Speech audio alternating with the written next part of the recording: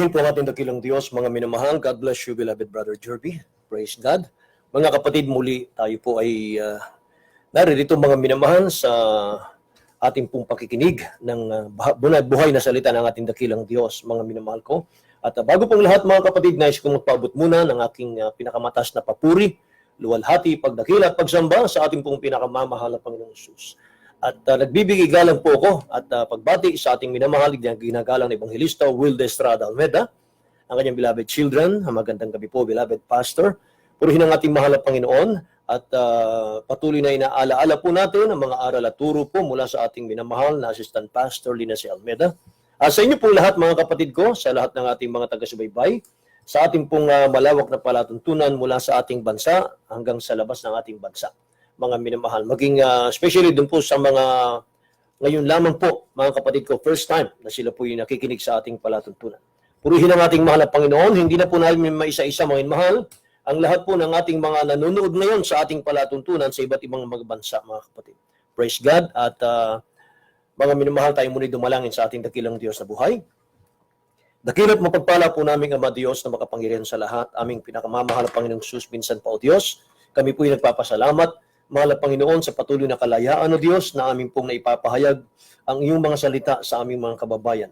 Mahal na Panginoon, patuloy mong gamitin kasangkapanin ng himpilang ito, Diyos. Muli mo pong langisan, mahal na Panginoon, ang aming pakikinig at pag-aaral ng iyong salita, o Diyos. Sa ganang akin, wala akong magagawa ang banal, ikaw ang aking inaasahan. Lord God, minsan pa, mahal na Panginoon, samahan mo ng iyong kapangyarihan, o Diyos, ang iyong banal na salita sa gabing ito. Make them believe, O God, especially the new ones, Lord. In Jesus' name I pray. Amen. Hallelujah. And amen. Hallelujah. Praise God. Hallelujah. Hallelujah. Thank you, Jesus. Ay mahal, buksan natin ang ating mga Bible dito po sa aklat ng Genesis, chapter 6. Mula sa verse 5 hanggang verse 8, mga minamahal ko. Genesis chapter 6, mula verse 5 hanggang verse 8. Mga mahal, basahin natin. Dito po sa Genesis Kapitulo 6, ang bersikulo po 5 hanggang 8. At nakita ng Panginoon na mabigat ang kasamaan ng tao sa lupa, at ang buong haka ng mga pag-iisip ng kanyang puso ay pawang masama lamang na parati. At nagsisi ang Panginoon na kanyang nilalang ang tao sa lupa, at nalumbay sa kanyang puso. At sinabi ng Panginoon, lilipulin ko ang tao na aking nilalang sa ibabaw ng lupa, ang tao at gayon din ng hayop, at ang mga umuusad at ang mga ibon sa himpapawid, sapagkat pinagsisisihan ko na aking nilalang sila. Datapwat si Noe ay nakasumpong ng biyaya sa mga mata ng Panginoon. Pagpalain po ng ating dakilang Diyos ang kanyang salita, mga mahal, sa wikang Ingles. At verse 7, mga kapatid ko, sabi rito, so the Lord said, I will wipe from the face of the earth the human race I have created, and with them the animals, the birds, and the creature that move along the ground. For I regret that I have made them. Verse 8, but Noah found grace or favor in the eyes of the Lord. Amen. Praise God. Mga minamahal, nais kong bigyan ng title ang ating pong pag-aaral sa gabing ito, Christ's coming will bring distraction. Ang pagbabalik ng ating dakilang Diyos, ang pagdating ng mahal na Panginoon, magdadala po siya ng kapahamakan sa daigdig. Magdadala siya ng pagkawasak sa daigdig. Mga minamahal ko. Christ's coming will bring destruction. Mga minamahal, ang dahilan po mga kapatid kung bakit ginunaw ng ating dakilang Diyos ang buong mundo noon ay dahil sa pag-apaw po ng kasalanan. Amen. Pag-apaw po ng kasamaan. Mga minamahal. Sabi nga ng ating nabasa, nagsisi ang dakilang Diyos na kanyang nilikha ang tao sapagkat mga kapatid, sabi po dito, may man sa verse 5, the Lord saw how great and wickedness of the human race had become on the earth, and that every inclination of the thoughts of the human heart was only evil all the time. Palagi, mga minamahal, araw-araw, mayat-maya, nasusumpungan ng ating dakilang Diyos ang isip at ang puso ng tao, mga kapatid, doon po sa mga kahalayan ng mundo. Mga minamahal. Ngayon, mga kapatid ko, ang pagbabalik po ng ating dakilang Diyos, mga kapatid ko, ay ito po'y simula ng pagkawasak ng mga tao sa buong mundo, mga kapatid. Tingnan po natin yung ating panahon ngayon. Makapaghihintay pa ba tayo? Maghintay pa ba tayo, mga minamahal, ng mahabang panahon para sabihin po natin, mga kapatid, na ang mundo ng panahon ni Noah ay katulad ng ating mundo ngayon? Hindi na po, mga minamahal. Tingnan natin ang mundo natin ngayon.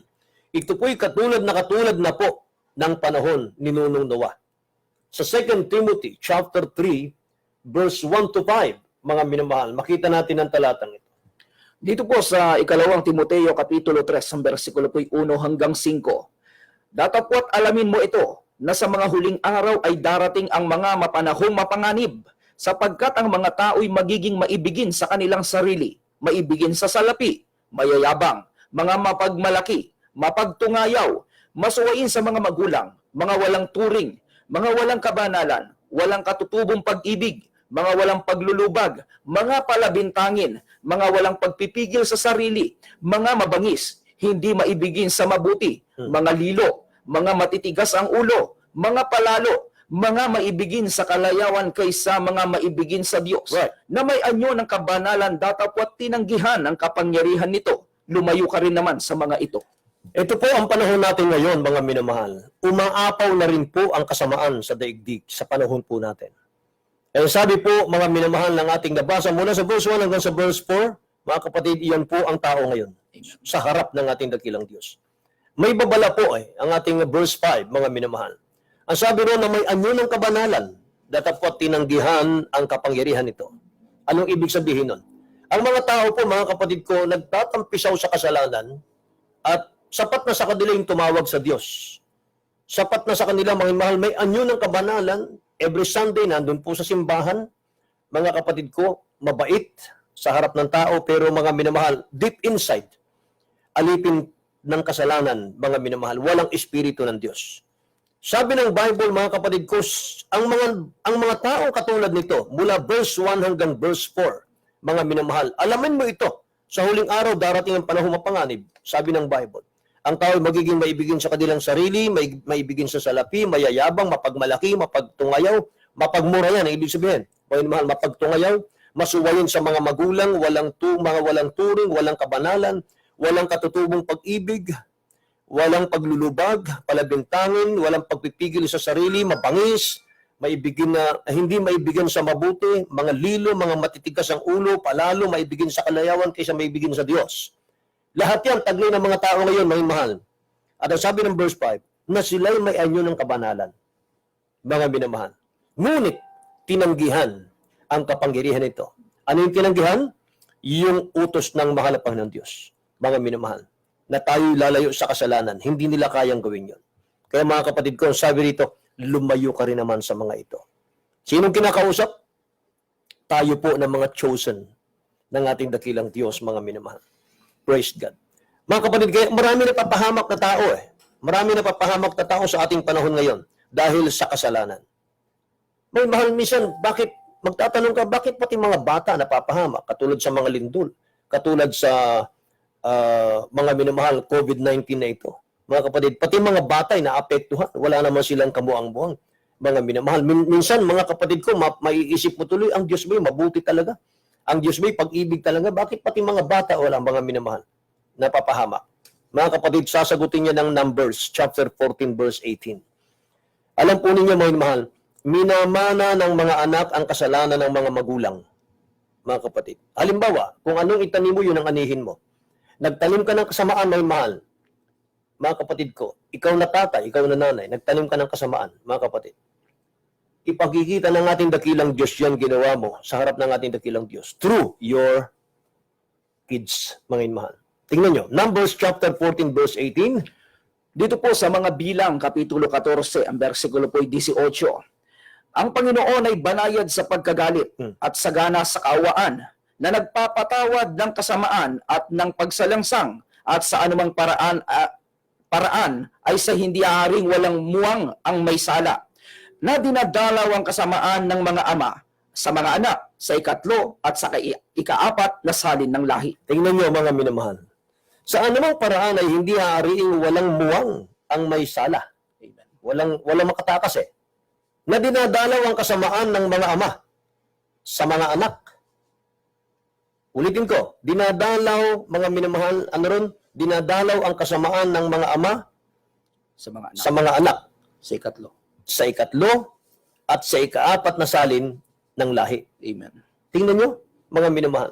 Kaya mga kapatid, minsan meron sa pamilya, tingnan nyo mga minamahal ko. Kung ano yung ginagawang kasalanan ng ama, mga kapatid ko, makikita mo, halimbawa kung 7 ang anak mo, 5, mga minamahal, merong isa dyan, mga kapatid, na makikita mo yung image mo nung panahon na ikaw po ay mga minamahal, gumagawa ng kasamaan. May magmamana, mga kapatid ko. Ganun eh. Kaya mga kapatid, ang story po ni Noah, mga minamahal, ginamit po ng ating dakilang Diyos ito. Example po yan sa New Testament eh. Ginamit sa New Testament yung panahon ni Noah. Para muli po niyang ipaalala mga minamahal sa tao na minsan niyang pinarusahan, ginunaw ang buong mundo dahil sa pag-apaw po ng kasalanan, mga kapatid. At ito po'y pagpapaalang muli ng ating dakilang Diyos sa tao, mga minamahal, na dapat tayong magbalik loob lahat sa ating dakilang Diyos. Amen. Na lahat po ay manumbalik sa ating dakilang Diyos. Sumampalataya, maglingkod sa ating mahal na Diyos. Maghanda na tayo, mga minamahal, sa pagbabalik ng ating mahal na Panginoon. Ito po yung nasa Matthew chapter 24, verse 37 hanggang 39, mga kapatid ko. Tingnan nyo.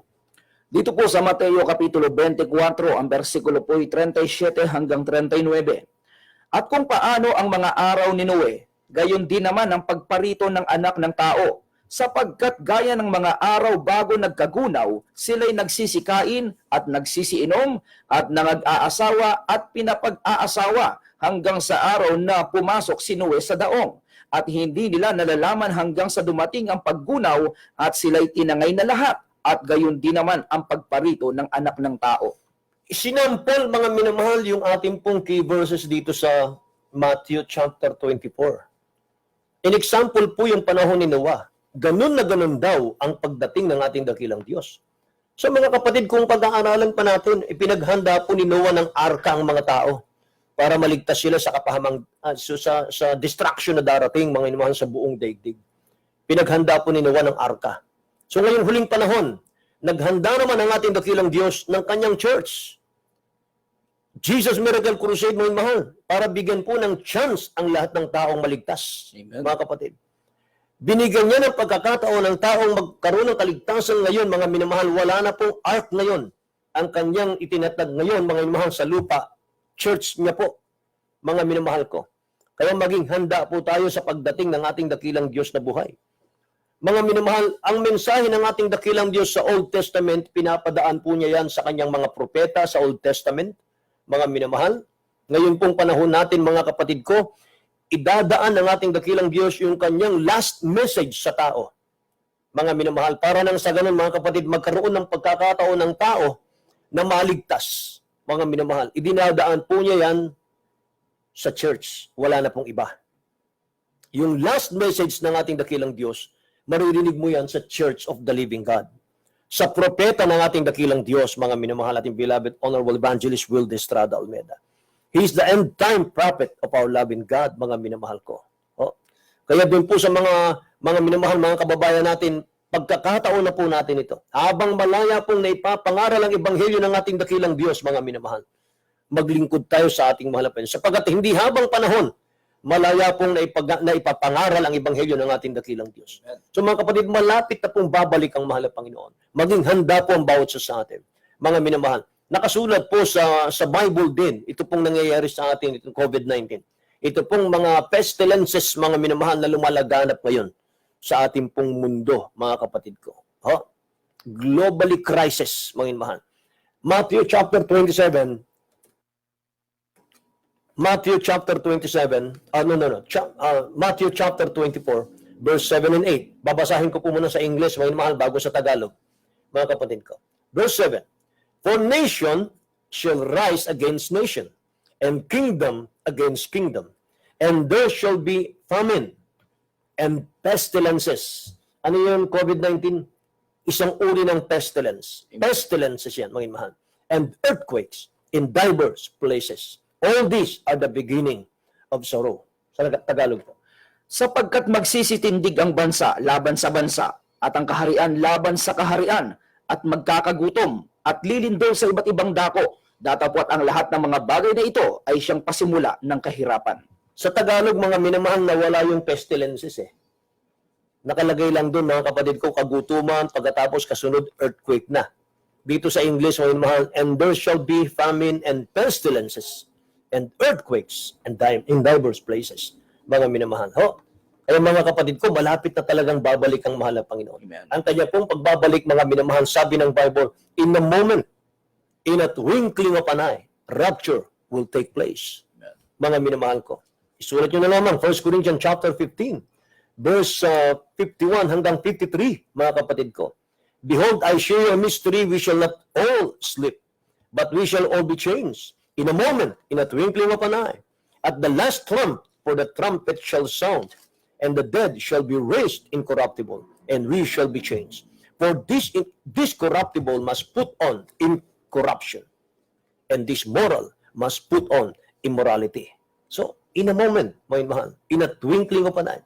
So, paano magiging handa, mga inmahal, sa pagbabalik ng ating dakilang Diyos? Una, mga kapatid ko, yung magkaroon tayo ng blameless living. Mga inmahal, sa pagbunaw ng ating dakilang Diyos sa lahat ng tao sa Genesis chapter 6, mga minamahal, 8 tao lang ang niligtas ng ating dakilang Diyos. Buong daigdig po ginunaw ng mahal na Panginoon. Bakit po? Sapagkat sabi ng Genesis chapter 6 verse 8, datapot si Noe ay nakasumpong ng biyaya sa mga mata ng Panginoon. Mga minamahal ko. Yun po ang pagpapala kay Noe. Sabi ng Bible, but Noah found favor in the eyes of the Lord. Sino ba si Noah, mga minamahal? Si Noah po ay namuhay na may takot sa Diyos. Siya po ay preacher of righteousness. Lumalayo siya sa kasalanan, mga minamahal. Kaya siya kinalugdan ng ating dakilang Diyos sa kanyang panahon. Mga minamahal ko. Yan ang kukunin ng ating dakilang Diyos sa huling panahon. Ganun din po ang gusto ng ating dakilang Diyos sa ating panahon. Mga minamahal ko. 1 Thessalonians chapter 5 verse 23, and the very God of peace sanctify you wholly. And I pray God, your whole spirit, and soul and body be preserved blameless unto the coming of our Lord Jesus Christ. Dito po sa unang mga taga-Tesalonica, Kapitulo 5, versikulo 23. At pakabanalin kayong lubos ng Diyos din ng kapayapaan, at ang inyong espiritu at kaluluwa at katawan ay ingatang buo na walang kapintasan sa Yes. pagparito ng ating Panginoong Hesukristo. Walang kapintasan. Yan ang gusto ng mahal na Panginoon. Walang kapintasan, mga minamahal. We are going to perfection. Manatili kang makinig sa Jesus Miracle Hour. Amen. Manatili kang makinig mga minamahal sa Jesus Miracle Crusade. Mga minamahal ko, purong-purong salita ng mahal na Panginoon Diyos ang ating pong mga pinag-aaralan dito. Kaya napahamak po ang mga tao sa time ni Noah, mga minamahal. Umapaw daw po muna ang kasamaan. Tulad po sa panahon natin ngayon, laganap na rin po yung kasamaan. Mga minamahal, alam po ninyo yung wickedness sa buong mundo, kung gaano na po kalala, mga minamahal ko. Yung kasamaan, mga minamahal, sa buong daigdig, kung gaano na po kasama. 4 times faster than the population of the world. Mga minamahal, ganyan kabilis ang pag-apaw ng kasamaan sa buong daigdig. 4 times faster than the population, mga minamahal. So, anong gagawin natin, mga kapatid? Pangalawa, mga minamahal, ang una nating gagawin, yung mamuhay tayo ng blameless living. Pangalawa po, don't be relaxed, mga minamahal. Huwag kang mag-relax, mga kapatid ko. Huwag kang, mga minamahal, magkibit-balikat lang sa salita ng mahal na Panginoon, sa mga warning ng dakilang Diyos. Huwag kang taking for granted, mga minamahal. Sabi ng Thessalonian, 1 Thessalonians chapter 5, verse 3, for when they shall say, peace and safety, then sudden destruction cometh upon them, as travail upon a woman with child, and they shall not escape. Dito po sa unang Tesalonica, Kapitulo 5, versikulo 3. Pagka sinasabi ng mga tao, kapayapaan at katiwasayan, kung magkagayoy darating sa kanila ang biglang pagkawasak, na gaya ng pagdaramdam sa panganganak ng babaeng nagdadalang tao, at sila'y hindi mga katatahan sa anumang paraan. Purihin ang ating dakilang Diyos, mga inmahal. Darating daw ang panahon, mga kapatid ko, sasabihin ng maraming mga tao, safety naman. Peace naman ang paligid eh. Katulad ngayon, mga minamahal, tingnan nyo, wala pong mga tao ang mga kalsada, mga kapatid. Tahimik. Payapa, mga minamahal. Napakatahimik. Walang lumalabas na tao. Safety naman eh. Pero sabi ng Bible, mga mahal, then sudden destruction cometh upon them, as travail upon a woman with child, and they shall not escape. Mga minamahal. So huwag tayong mag-relax mga kapatid ko. Hindi na po normal ang nangyayari sa ating mundo ngayon mga kapatid. Sudden destruction comes upon them, sabi ng Bible. Pangatlo pong gagawin natin, best in submissive, mga minamahal. Dapat pinakamasunurin tayo sa utos ng ating dakilang Diyos. Yan po mga minamahal ang nais ng mahal na Panginoon. Maging masunurin tayo sa kanyang mga palatuntunan, mga kapatid. Sabi ng Philippians 4:9, chapter 4, verse 9, those things which you have both learned and received and heard and seen in me, do, and the God of peace shall be with you. Ano sabi ron? Which you have both learned and received and heard and seen. Mga kapatid ko, kayo ng mga inaralan, kayo ng mga nakatanggap, mga minamahal, kayo ng mga nakarinig at nakakita, mga minamahal ko. Sabi ng Bible, mga minamahal, and the God of peace shall be with you, mga kapatid. Kung ano daw yung mga natutunan mo, tinanggap mo, narinig mo, mga minamahal, nakita mo na mabuting bagay na ginawa ng ating dakilang Diyos sa church na ito, sa iyong buhay. Yun ang gawin mo, mga kapatid ko. Anong tinuro ng ating beloved honorable pastor sa ating lahat, mga minamahal ko? Ang sabi po ng Bible, mga kapatid, sabi ng pangangaral ng ating beloved honorable pastor, minamahal, serve the Lord with fear and trembling. Amen. Be faithful unto death, for your salvation draweth nigh. Yan lagi, mga minamahal, ang napapakinggan natin. So kung paano sinabi ng 1 Timothy chapter 5 verse 17, mga minamahal, let the elders that rule well be counted worthy of double honor, especially they who labor in the word and doctrine. Kaya ang title natin, mahal minsan sa ating beloved honorable pastor, give double honor. I give double honor and respect to the man of God, the prophet of God. Our beloved evangelist Will Estrada Almeida. Kasi utos naman ang Panginoon eh. Turo mga minamahal ng salita ng Diyos eh. Sabi ron, let the elders that rule well be counted worthy of double honor. Yan mga minamahal. So sino pong isasama ng dakilang Diyos sa pagdating niya, mga minamahal? Yung sumusunod o yung sumusuway? Mga kapatid. Siyempre yung sumusunod. Amen. Mga minamahal. Be on fire with God. Mga minamahal. Be on fire with God. Hindi tayo papapasukin ng ating dakilang Diyos sa kanyang kaharian hanggat hindi tayo nakahandang naghihintay sa ating dakilang Diyos. Babalik ang mahal na Panginoon, hindi sa mga naghahanda pa lang, kundi yung mga nakahanda na mga minamahal. Right. Kaya pagiging handa, responsibility natin yun. Whether you like it or not, maghanda tayo, mga minamahal. Kung hindi ka maghahanda, mapapahamak ka. Mga kapatid, kasama ka ng mundong mapapahamak. Dumating po ang panahong mapanganib ang naman sa panahon ni Noah.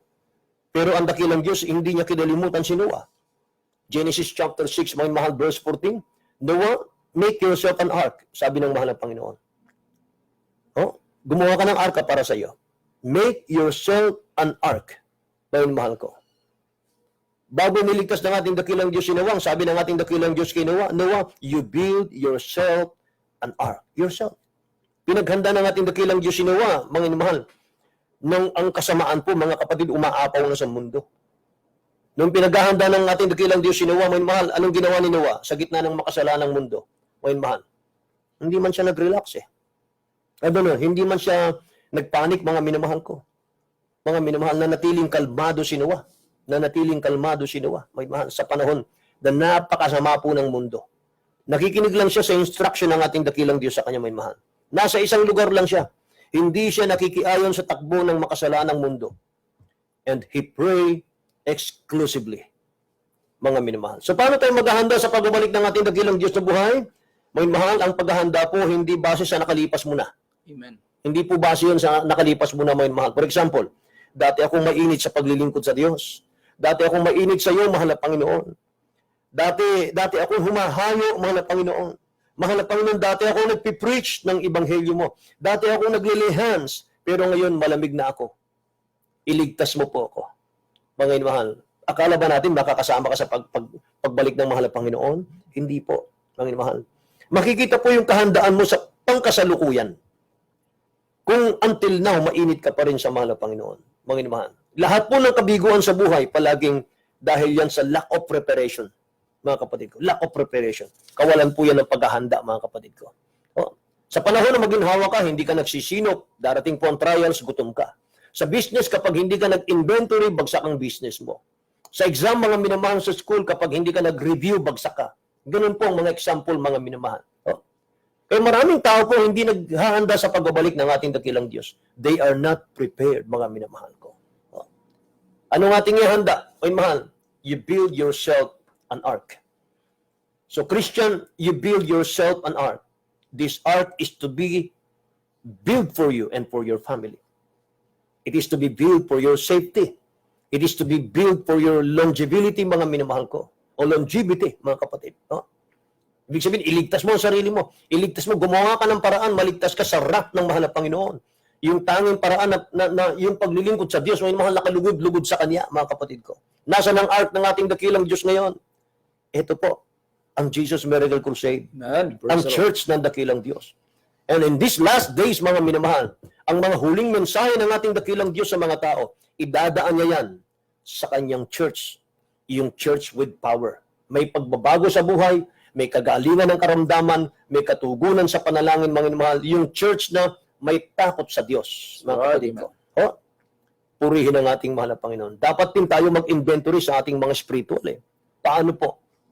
What did I do right yesterday? Ano ang mga nagawa mong tama kahapon? What did I do wrong, mga mahal? Ano yung mga nagawa kong mali kahapon? And what did I learn? Ano ang mga natutunan ko sa naging karanasan ko? Yun po, mga minamahal, ang nais kong iwanan sa inyo, mga kapatid ko. You will learn lesson. Dapat matuto tayo sa mga naging karanasan natin, mga minamahal ko. Dapat po, mga kapatid ko, kung nakagawa ka ng mali, huwag na natin gawin, mga minamahal. Kasi yung bunga nun, pangit. Hindi maganda. Kapahamakan po, mga minamahal. Kung nanlamig ka dati, mga kapatid ko, nanlamig ka last month, 3 months ago, may mahal, nanlamig ka ngayon, magpakainit na tayo. Amen. May mahal, wala ng panahon. That's right. Malapit ang babalik ang ating mahal na Panginoon, mga minamahal ko. Kaya mga kapatid, sa isang magandang awitin po, mga minamahal, ibibigay namin sa iyo in His hand. Sa kanyang kamay lamang, mga minamahal, meron tayong may safetyness, may mga minamahal, may kasiguruhan, mga kapatid, sa kamay ng mahal na Panginoon. Purihin ang ating dakilang Diyos.